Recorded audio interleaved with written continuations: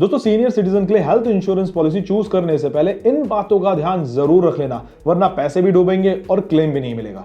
सबसे पहले तो हायर एंट्री एज चेक करना बहुत जरूरी है दोस्तों। हेल्थ इंश्योरेंस प्लान चूज करते समय पेरेंट्स के लिए हायर एंट्री एज यानी कि जो एंट्री एज है वो किस साल से स्टार्ट है। 60 साल से स्टार्ट है तो एग्जिट एज कितनी है, 100 साल की है, 80 साल की है, 90 साल की है। देखिए यहां पर मैं आपको एक चीज सजेस्ट करना चाहूंगा कि 60 साल की उम्र तक वेट मत कीजिए। पेरेंट्स का या किसी भी इंसान का हेल्थ इंश्योरेंस एक सही उम्र में हो जाना चाहिए और हेल्थ इंश्योरेंस को कभी ब्रेक मत कीजिएगा, वरना जितने भी बेनिफिट्स होंगे सारे के सारे आपके जीरो हो जाएंगे।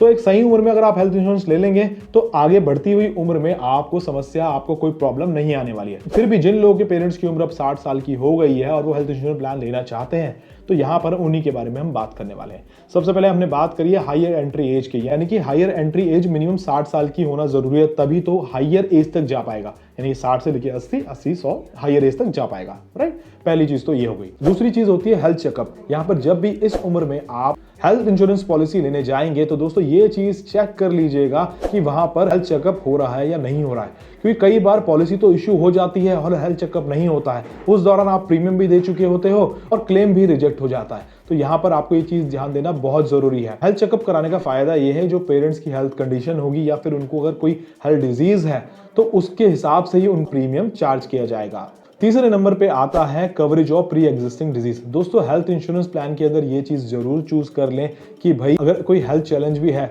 तो वो उसके साथ साथ ही उसको अप्रूव किया जाए। कहने का मतलब ये हुआ कि देखिए 60 साल की उम्र में ऑब्वियस सी बात है कहीं ना कहीं कोई हेल्थ चैलेंज होगा ही होगा। तो जो भी हेल्थ चैलेंज है वो उनको खुल के बताना है, उसी के हिसाब से वो उसका प्रीमियम बताएंगे। और ऐसी हेल्थ इंश्योरेंस पॉलिसी चूज कीजिएगा दोस्तों जिसके अंदर वेटिंग पीरियड मिनिमम हो।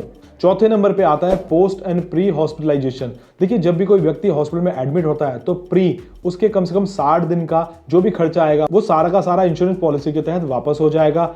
डिस्चार्ज होने के 120 दिन बाद तक का जो खर्चा आएगा वो भी इंश्योरेंस पॉलिसी के तहत वापस कर दिया जाता है। ऐसी ही हेल्थ इंश्योरेंस पॉलिसी को चूज करना है। पांचवें नंबर पे आता है क्यूमुलेटिव बोनस। दोस्तों इसको नो क्लेम बोनस भी कहा जाता है। मान लीजिए आपकी पॉलिसी 5 लाख की है, अगर आपने कोई क्लेम नहीं लिया है और उसका एनसीवी 50% का था अगले साल का, तो 2.5 लाख रुपए आपका सम इंश्योर्ड अपने आप बढ़ जाएगा। क्योंकि बढ़ती हुई उम्र में हमें जितना ज्यादा सम इंश्योर्ड मिल सके उतना हमारे लिए अच्छा रहेगा। दोस्तों रूम लिमिट को भी चेक करना बहुत जरूरी है हेल्थ इंश्योरेंस प्लान पेरेंट्स के लिए, हमारे रूम लिमिट में कैपिंग ना हो।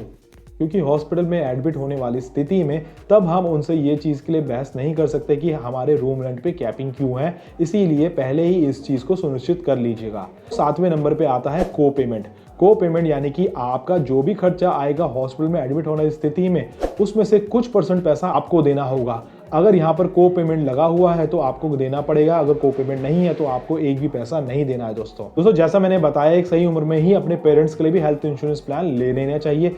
अगर उनकी उम्र अभी 60 साल की हो गई है और आपने अभी तक कोई प्लान नहीं लिया बट आप एक हेल्थ इंश्योरेंस प्लान लेना चाहते हैं तो हमारे दिए गए नंबर पे आप हमें कांटेक्ट कर सकते हैं। हमारे पास सारी ही कंपनी है हेल्थ इंश्योरेंस की, हम आपको सजेस्ट कर सकते हैं कि कौन सी कंपनी आपके पेरेंट्स के लिए या फिर आपके लिए या फिर आपके बच्चों के लिए सबसे बेहतर होने वाली है। दोस्तों आज के वीडियो में बात की कि best health insurance policy parents के लिए, सीनियर सिटीजन के लिए कौन सी होनी चाहिए, क्या क्या फीचर उसके अंदर होने चाहिए। आज के लिए इतना ही, मिलते हैं नेक्स्ट वीडियो में।